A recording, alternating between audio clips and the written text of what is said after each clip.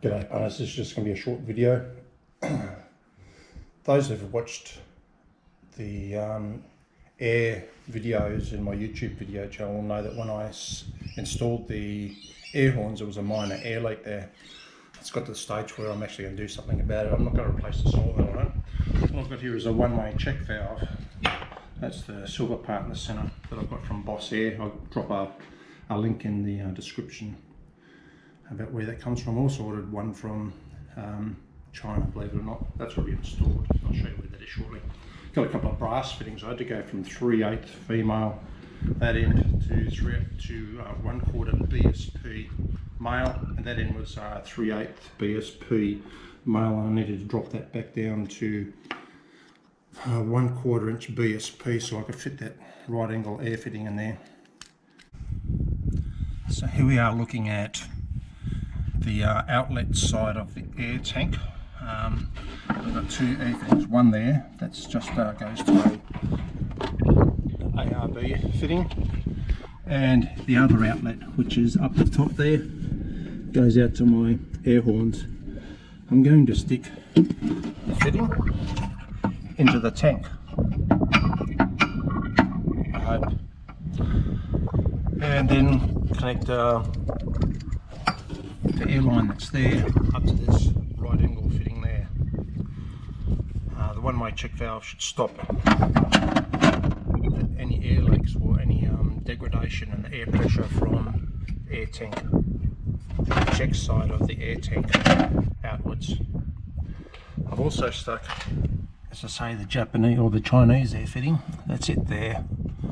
I've stuck it on the outlet side of the compressor, and there's the pressure relief switch there, so that when it gets up to pressure it cuts out the compressor, and that's before the tank, and that's just to stop any air leaks back through the compressor. Hopefully this will resolve the issue that I have of the air tank bleeding down, and every time I turn on the car having to air up again.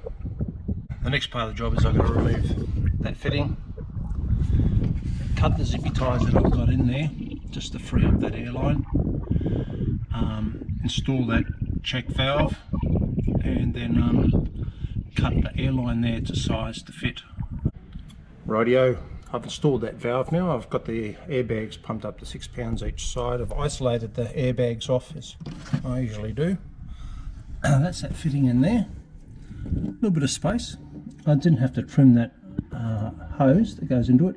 I just cut one of the zippy ties I had securing both those pipes together. So pretty good fit. I'm just going to let it sit at the moment. I've got the air compressor switched on. Let it sit for a while and see if the air compressor fires up, which will give me an indication whether or not there's still that continuing air leak. When I stuck that Chinese check valve in, you'll see there's a pretty tight fit.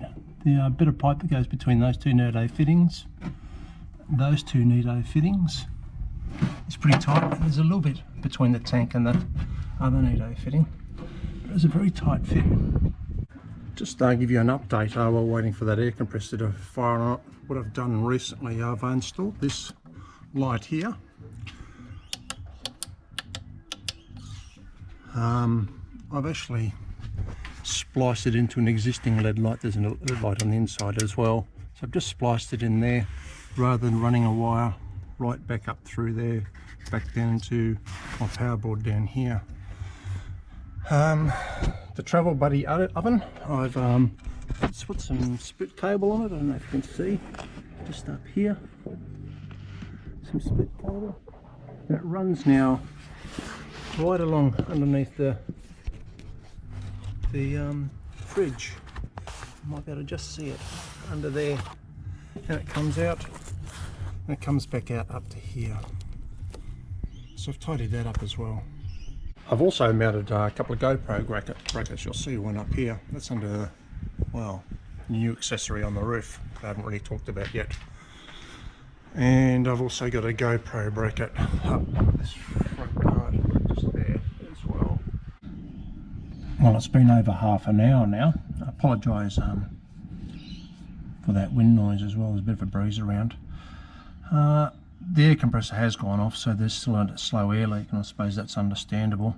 These check valves are one way, so as you're looking at it, the air will come from the right, from the air tank through that valve while it's under pressure, but air won't go back the opposite way.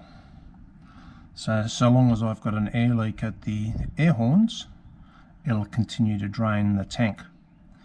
So the next thing I'm going to do now is order myself a little 12-volt solenoid and replace the solenoid on the air horns, just to try and isolate that air leak.